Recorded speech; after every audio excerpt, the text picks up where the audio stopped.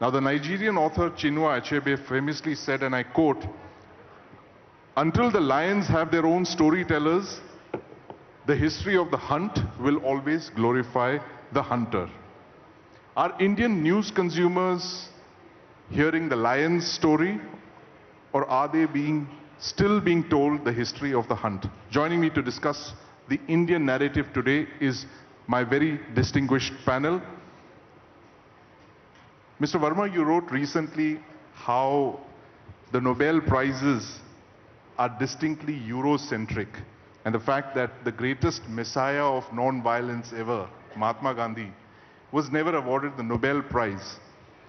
But Dr. Henry Kissinger, who is known for anything but non-violence, got the prize.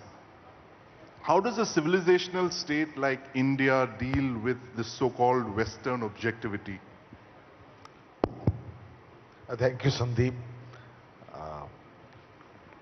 You know, you cannot deal with this Western subjectivity unless you begin to reappropriate your own sense of culture, history, and civilization. And I've said this often, that the success of colonialism is not your physical subjugation only. In fact, that is more easily removed. The success of colonialism is the colonization of your mind. And that takes much longer to erase. It can take decades after political independence. So, therefore, I've written extensively on this subject. I have a book called Becoming Indian, The Unfinished Revolution of Culture and Identity. And I also discuss this in my latest book, The Great Hindu Civilization. That we need to become more confident in our own roots and in a real knowledge of our civilizational legacy, without looking so eagerly for either endorsements from the West, which produce in us either excessive criticism or unnecessary adulation, and learn to make our own decisions objectively. Mr. Gupta, how does India reappropriate its narrative? How do you define the Indian narrative? You agree with what Varma ji just said? There is no one single Indian narrative. You have to look at what's the domineering or dominating issue of the day. And the Indian narrative obviously also has to accordingly reshape itself and move forward. I am personally against straitjacketing the Indian narrative into one particular story or storyline. That's what has been done till now. Now, Pavan mentioned about the colonization of the Indian mind, which is true. And one particular book of Pavan's, I have sort of reviewed a few of his books. One particular book, I'm now forgetting the one. Was it The Indian Middle Class or which one? Being Indian, either of the two. And where he addresses this question of how the Indian mind is colonized. And,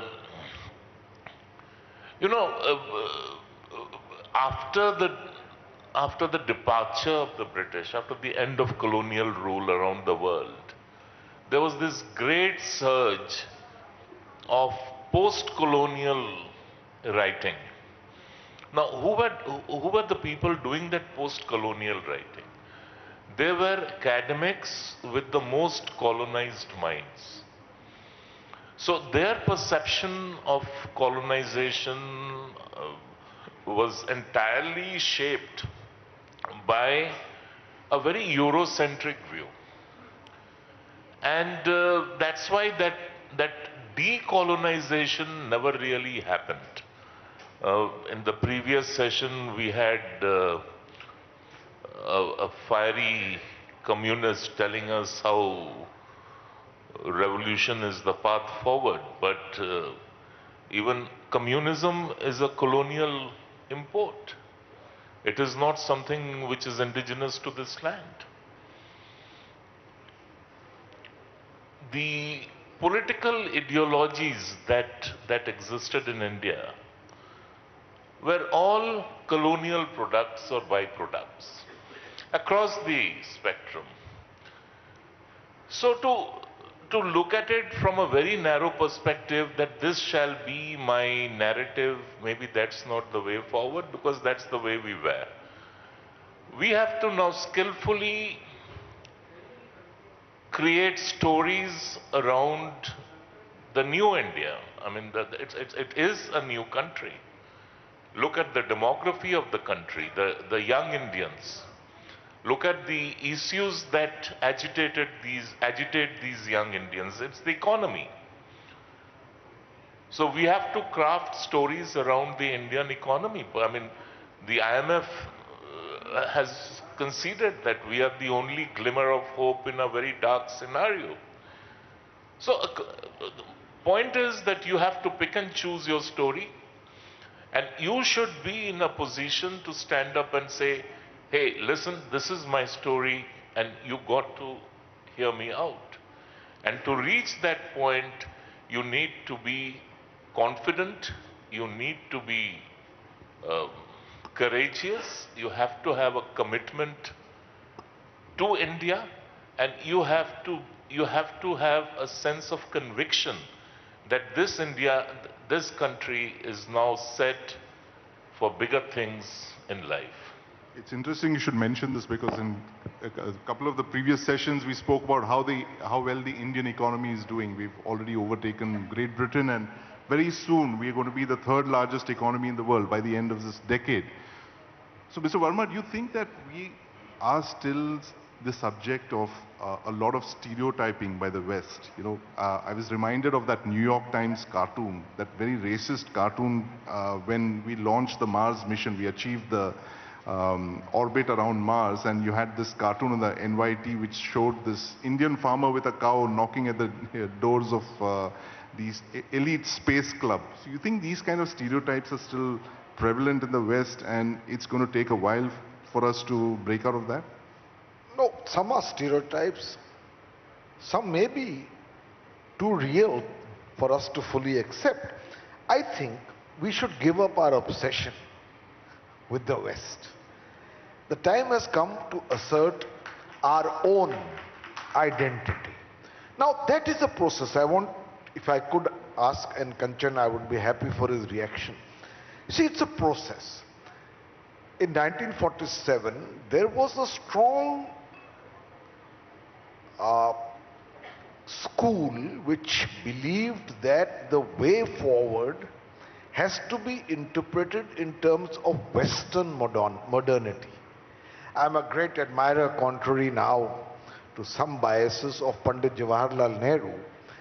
But in a sense, and I've written about this, so I don't need to shy away from stating it publicly, he has written more than once that his impatience about getting rid of the deadwood of the past, he tended to conflate much of the past with superstition and prejudice, rather than understanding that our civilizational legacy has seen peaks of refinement as well, not that it is blemishless, and that there is no point throwing the baby out with the bathwater.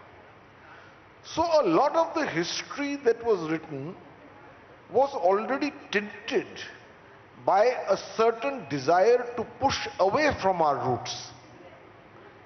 And that needs to be interrogated, rightly.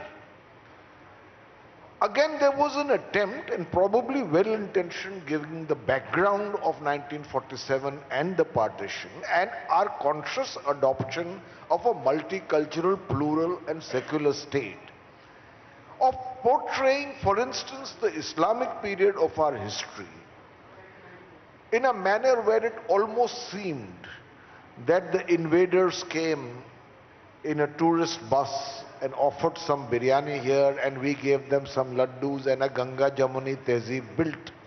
The truth is, it creates this kind of glossing over historical narratives creates its own backlash.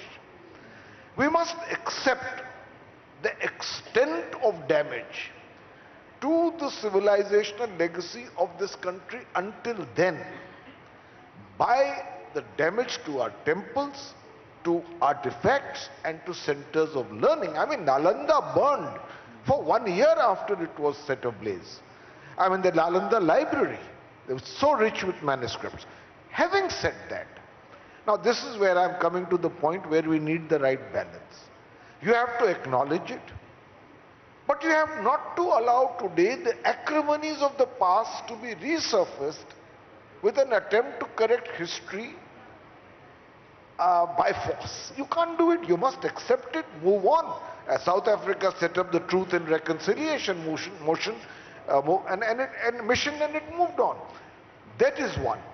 The last point I want to make is that recognizing and reappropriating your past should not lead to chauvinism and over-glorification of the past at the cost of other narratives which are equally important in the making of India.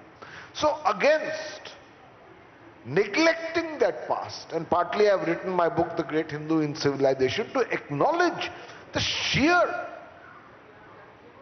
profundity and exuberance, intellectual celebration of that period of history. But from there, I say it with respect also, but you cannot go to the Dinanath Batra school of history, where you say everything that is happening today was happening in our ancient past. Airplanes, advanced surgery, motor cars were flying, and so on and so forth. I mean, don't trivialize history in an attempt to once again reappropriate the richness of its legacy. We need to stop doing that. And that applies equally to correcting the attempt to gloss over history by then the opposite reaction of only focusing on those aspects where everybody is seen as alien except the Hindu mainstream. And I have great respect for the recitation of Hindu civilization, but these are extremes which we must avoid if we want to create a sane, balanced, confident, and culturally rooted India. Do you agree with that, Mr. Gupta? How do you achieve this fine balance that Mr. Varma speaks of?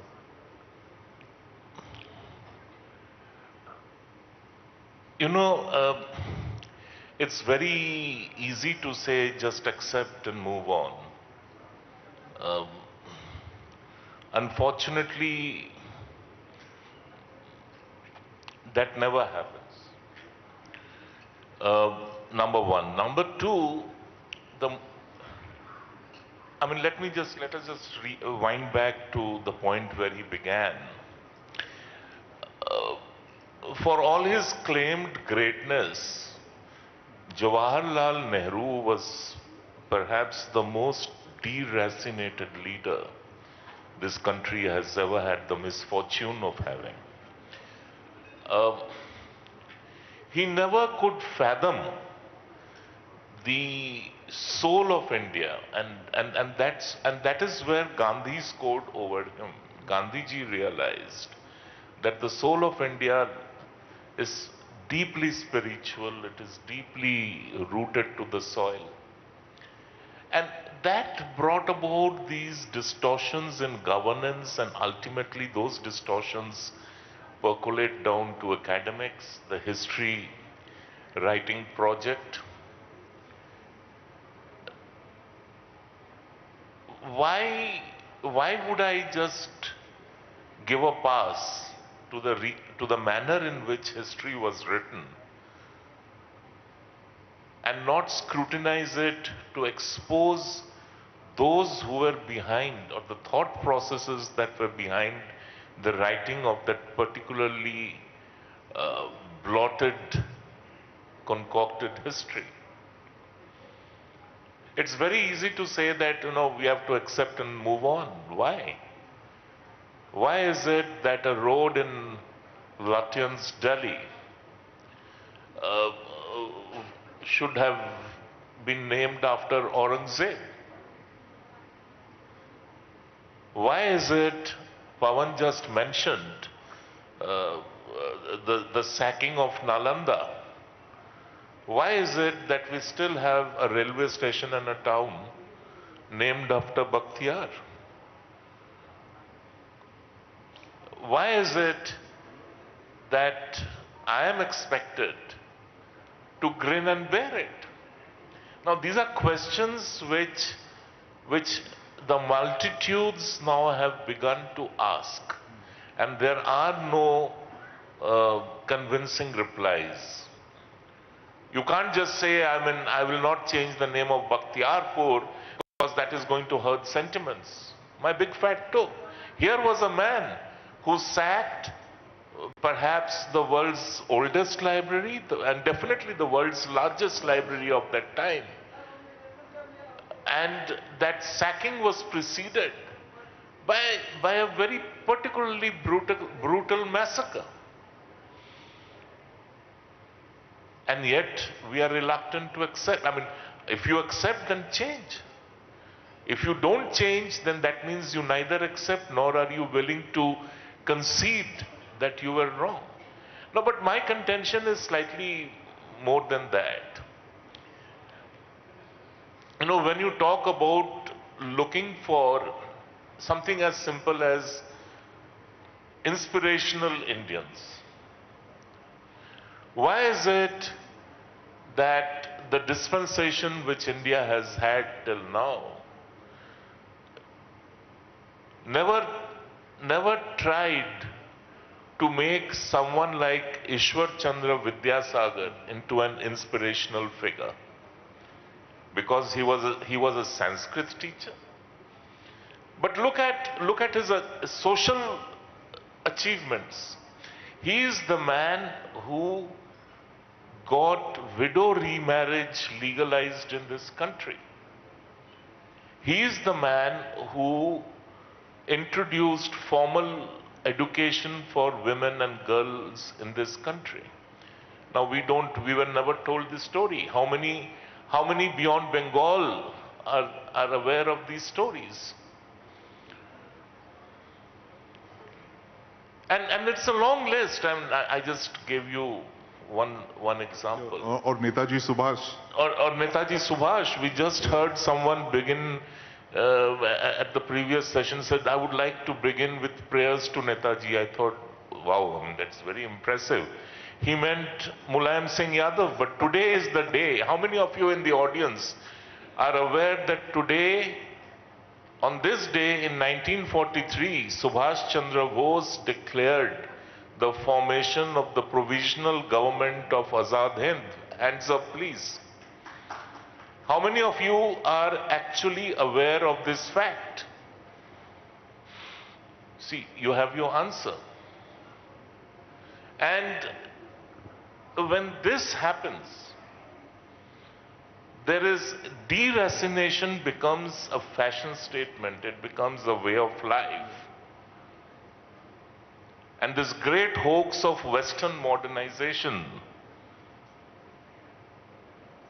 then becomes the substitute. And that is something which we must agitate against. And I personally feel media can play an effective role. And I'm glad that on two recent instances, media played quite an effective role. One on the very stupid debate on whether the lions of the new lion capital atop the new parliament building, whether they look fierce, whether they look angry. Yeah. Excuse me. And the other one was when they finally got around to dropping Abide by Me from the beating retreat. And the chest beating that happened. as if India's fundamental character, fundamental identity was getting bespoiled, it was getting destroyed by dropping that hymn. So that is the extent of colonization of the Indian mind. And lastly, although not really connected, but let us also not over glorify media as it existed. I think Arnob does a far more fierce and fearless job than many other editors did when we were growing up. I was in high school when emergency happened, 1975-77. And there is this great myth that the media and the press fought against it, which is just not true. Every newspaper crumbled. Ultimately, even Indian Express crumbled. There are these myths that newspapers carried black boxes as editorials. One newspaper, Indian Express, carried it, and after that, the emergency regime came down so strongly that even they crumbled, which led to L.K. Advani's famous comment as INB minister after the emergency, that he said that when asked to bend, you chose to crawl. So hopefully that era is over, and media today is way more independent. It is definitely more conscious to news consumers what they want. Nothing wrong with that. I mean, after all, you are producing news for consumption. And so long as the demand is not for pornographic or salacious content, if it is for good content which resonates with your viewer, with your reader, you should do it. That should be the way forward towards creating a truly Indian narrative. You mentioned the emergency, and when I was growing up in the 70s and 80s, I heard about this phrase called the foreign hand. And then much later, one hears of how foreign governments and intelligence organizations engage in narrative building. There's a lovely book out by Vikram Sood which talks about this. Mr. Varma, do you agree with this, the fact that the ultimate goal of nations is to actually build narratives, and we all prey to one narrative or the other, whether it's the... You see, every nation should have narratives. I hesitate to say that a nation's narrative should only be this, because there is, by that very statement, a sense of exclusion and a certain hesitancy to enter into a debate. After all, we are a dialogic civilization. The Bhagavad Gita is a dialogue. 3 foundational texts of Hinduism. The Upanishad is a dialogue. It's not a fiat. It's not a certitude. So there is room for discussion and debate. The Brahma Shastra, Brahma Sutras are always allow for the opponent's point of view to be put in before they come to an conclusion. This is the nature of our civilization. And if we have to recall it in its entirety, I am again a little wary of people who say this is the narrative that we now must adopt. Because what is our civilizational legacy? One of our Mahavakyas is Ekam Sat Vipraha Bahuda Vadanti. There is one truth, but wise people call it by different names. That is the kind of deliberative, cerebral civilization we need to once again resuscitate. If you say, Ano Bhadra Kritavo Yantu Vishwata, let good thoughts flow to me from all directions, then you must be open for that debate. And that is why I say, that in this process of rebuilding our narrative, we need to avoid dogmatism. We need to be careful about the things we need to erase, and there are many, and I have detailed them in some of my recent writings. Erase or interrogate. But equally it is important that you do not use political power to impose, because the project of decolonization is itself under evolution. If suppose, in order to reclaim our culture and history, we begin to say in a patriarchal society that there is a certain definition of a chaste Hindu Nari, and that anything else is conjured as being against that civilizational legacy. I believe that would be wrong. So we need to find that balance, and one of the important things, and Kanchan mentioned it, so I'm going to give you a very small anecdote in 2 minutes. A leading media journalist, icon for many, who runs a particular program called Aapki Adalat. Now, he had invited Prime Minister Vajpayee, when Prime Minister, for that function. And when it finished, as the Prime Minister was leaving, he told, I might as well take the name, Rajat, and this was told to me by Rajat Sharma. He said to him, "Main aapse khush nahi hu. I am not happy with you," and left. And Rajat told me that he couldn't sleep that night, that maybe he has asked an awkward, uncomfortable question to the Prime Minister, or been far too dominant as an interviewer. So next day he asked for time, and 2 days later he met the Prime Minister at the Prime Minister's residence, and Vajpayee ji on his lawn having a cup of tea, and as Rajat came, he said, "Sir, मैंने कुछ आपने कहा आप खुश नहीं हो." उसने कहा, "हाँ रजत जी," and they are friends, "आपने अपने पत्रकारिता के धर्म से बगावत की. You have betrayed your dharma as a journalist. You did not ask me a difficult question."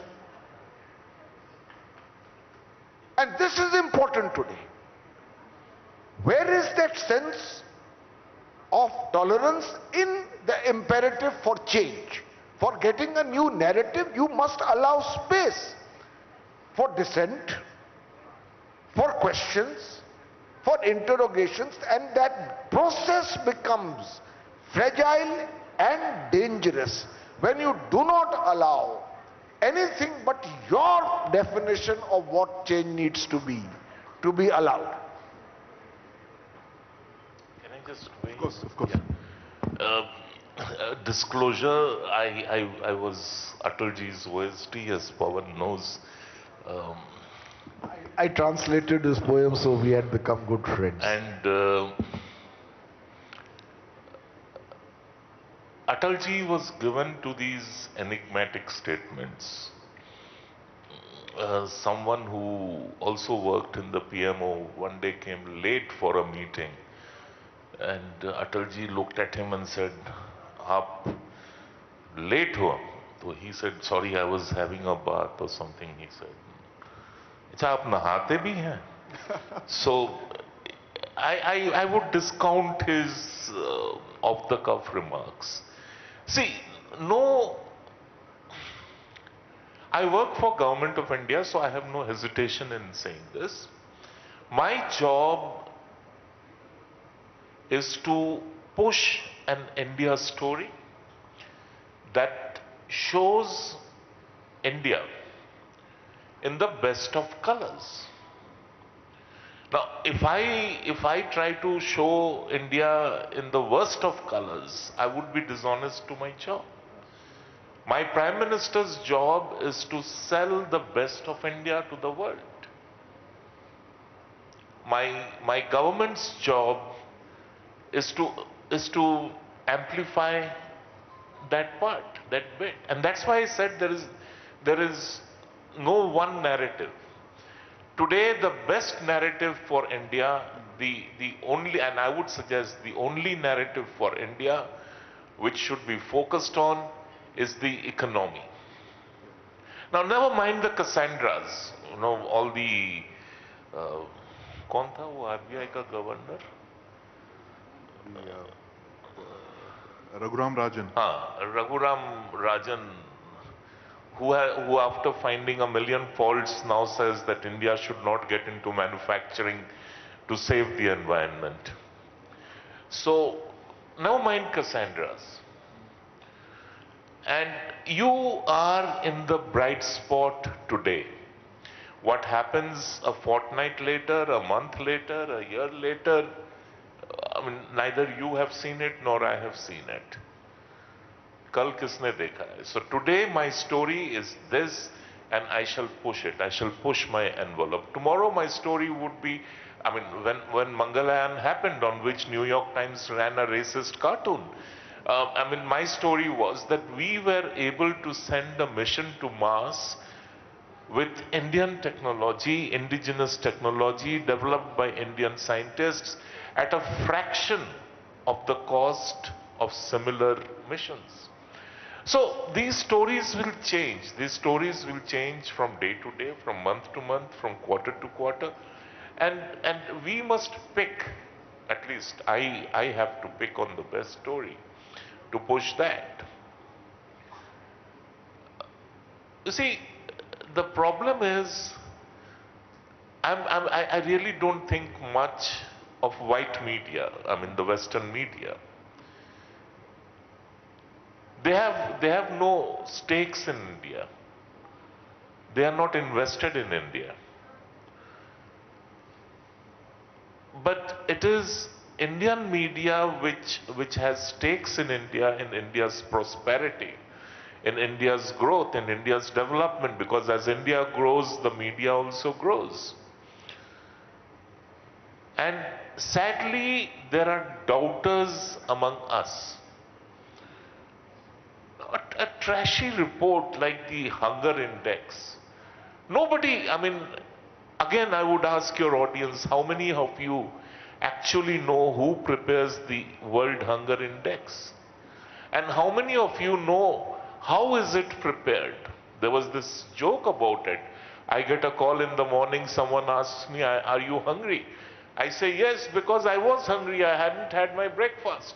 And he says, yeah, I say, yes, I am hungry. And this guy says, oh, thank you, I was doing the survey for World Hunger Index. Now, that is how frivolous is the process. That is how trivial is the process. All these indices.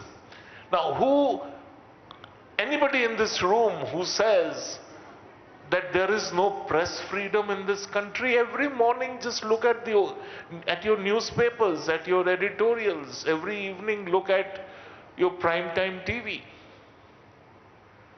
Now, if supporting India is to be conflated with supporting the government, then I guess, yeah, there is a problem. You buy that, Mr. Varma? No, Kanchan is an old friend, and we go back a long time. And both of you smoke pipes. And there's a great deal of mutual respect, but I must disagree with him here.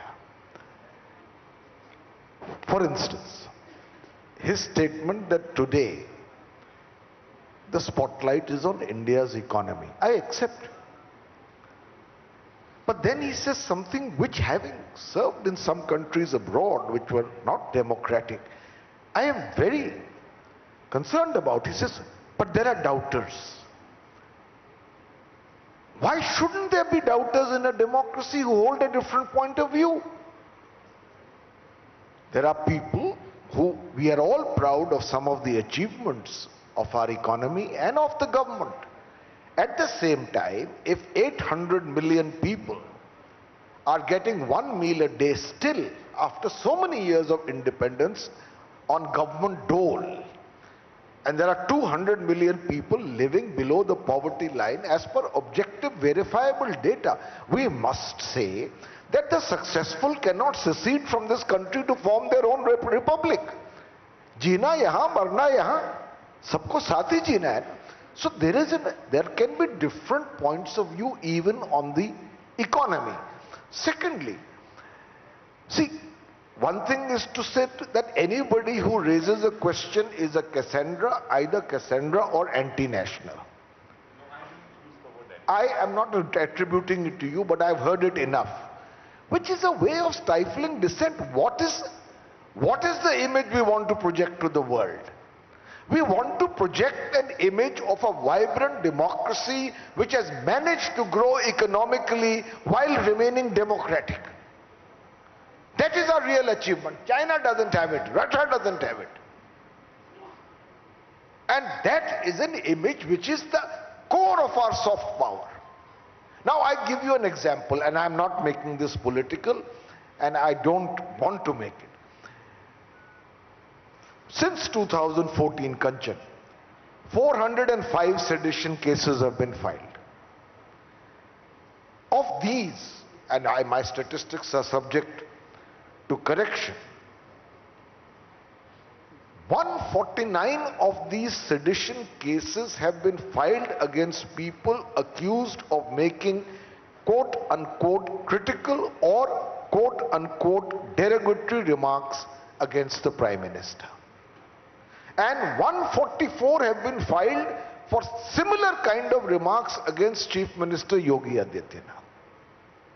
Now, I am not saying necessarily that we are undemocratic, but I worry sometimes that in our attempt to build a narrative, are we in some way negating the richest essence of our legacy, which is to allow for counter narratives?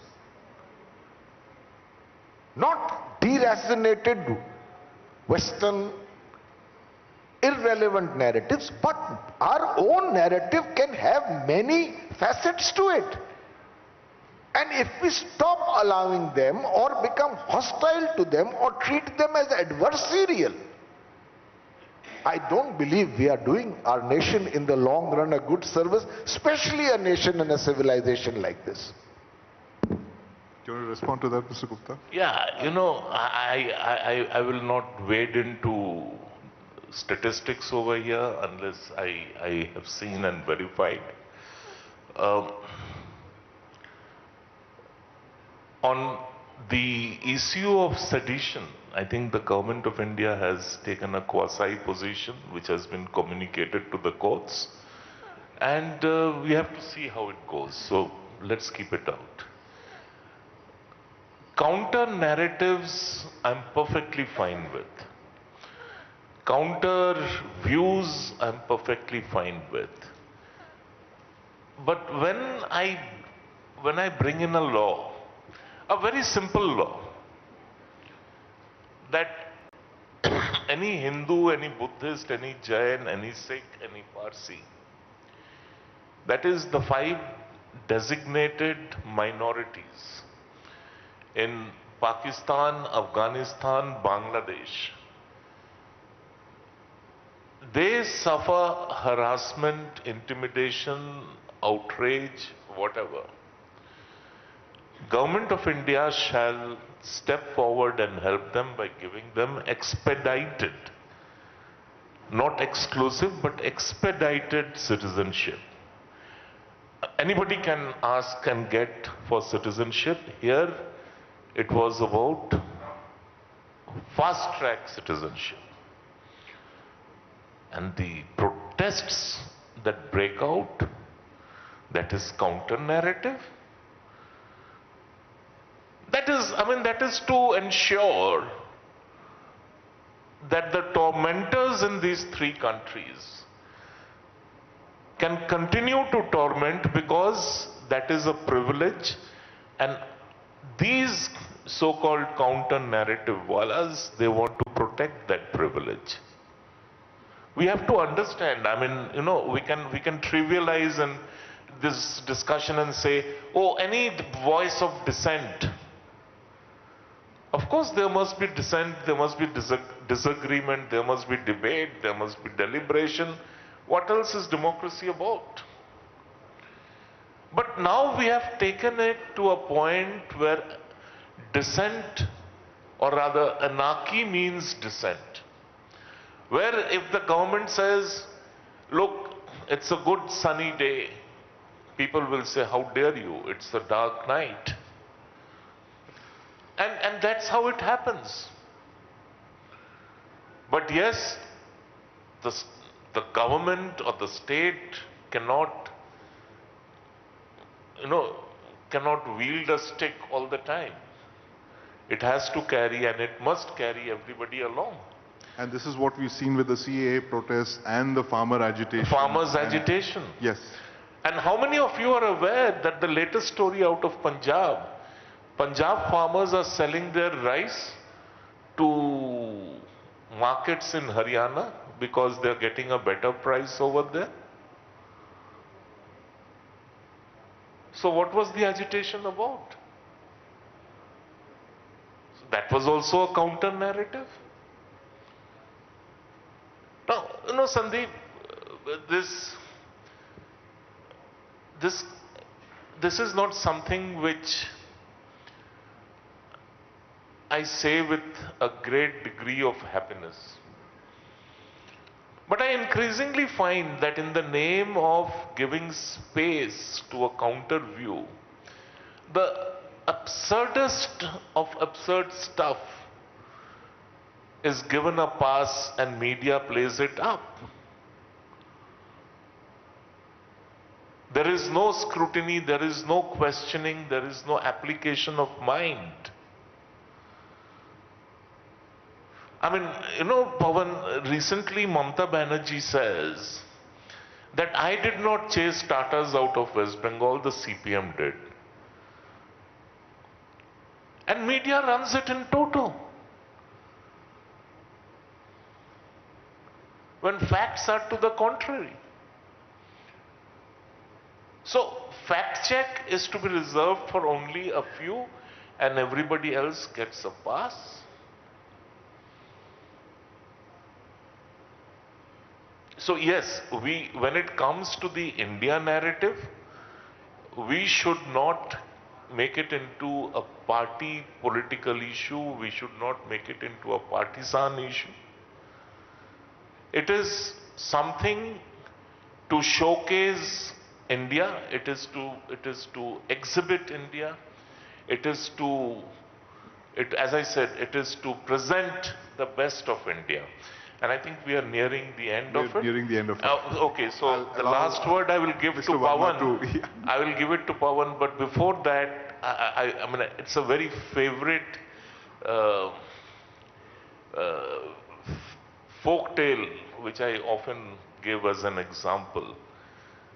It's a folk tale about a Cossack.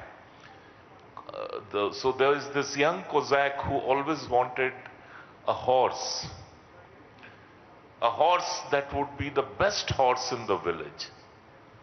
So he works hard, he saves money, and he goes to the animal market and he buys this stallion, white stallion with a flowing mane, full set of teeth, 7 feet tall, and he rides the horse back to his village square. It was a Sunday and the villagers were gathered over there. He dismounts and presents his horse that, look, I bought this horse. And everybody is thrilled. So some people go around patting the horse, checking its tail, checking its teeth, etc. Now there was this local resident intellectual who also happened to be the Pravda correspondent of that village. So the intellectual goes, now everybody has praised the horse. So the intellectual goes, lifts the horse's tail, smells and says the horse stinks. Now that is what dissent in our country has come to mean, Pavan. That is what disagreement in our country has come to mean. So here is this fine nation doing so well at this point of time. But no, you must go lift the tail, smell and say, no, it stinks. I'll allow Mr. Varma to respond to that before we wind up. There's a shortage of time. if a citizen of a democracy, where under Article 19(1)(a) of the fundamental rights gives him the fundamental right to say that the horse stinks, he has the right to say it. And therefore, everything that is contrary to your point of view cannot be dismissed as either absurd or frivolous. That's point number one. And I know Kanchan will never become that, but I am concerned about a mindset that sees a difference of opinion as being subversive or somehow unacceptable. Here were two giants, Adi Shankaracharya and Mandan Mishra, came from radically opposite schools, the Karamkand mark and the Gyan mark. And each could have said, what you are saying is rubbishing our philosophical, metaphysical and spiritual legacy. But they sat down to discuss it, debated it, and in the absence of social media, all of India followed it by word of mouth. That is the kind of civilization we come from. Let us not be impatient or intolerant of narratives which are not in frozen conformity with what those in power think it should be. Thank you. Thank you very much, Mr. Varma. So that is the civilization that we come from. And with that, we come to the end of this extremely engaging session. Thank you very much, Mr. Varma. Thank you, Mr. Gupta. Thank you. Thank you, ladies and gentlemen. Ladies and gentlemen, a huge round of applause for Mr. Pavan Varma, Mr. Kanchan Gupta and Mr. Sandeep Punithan of the TV9 network for that fascinating session that just concluded. Another fascinating session on the NBF National Conclave Day. We have a very exciting next session that is coming up. We have a very special guest who's just joined us and who will be taking the stage along with the inimitable Mr. Arnab Goswami in just a few moments. But before that, let's quickly get an understanding of what this session is going to be about. News and nationalism. That's the name of the session, ladies and gentlemen. News is disseminated to ensure citizens benefit and uplift the nation. Using this medium as a vehicle for nationalism would propel a socio-economic change. And to talk all about that, we have a very special guest joining us, and that's none other than Mr. Ravi Shankar Prasad, a nationalist himself, a former union minister and a parliamentarian. But before we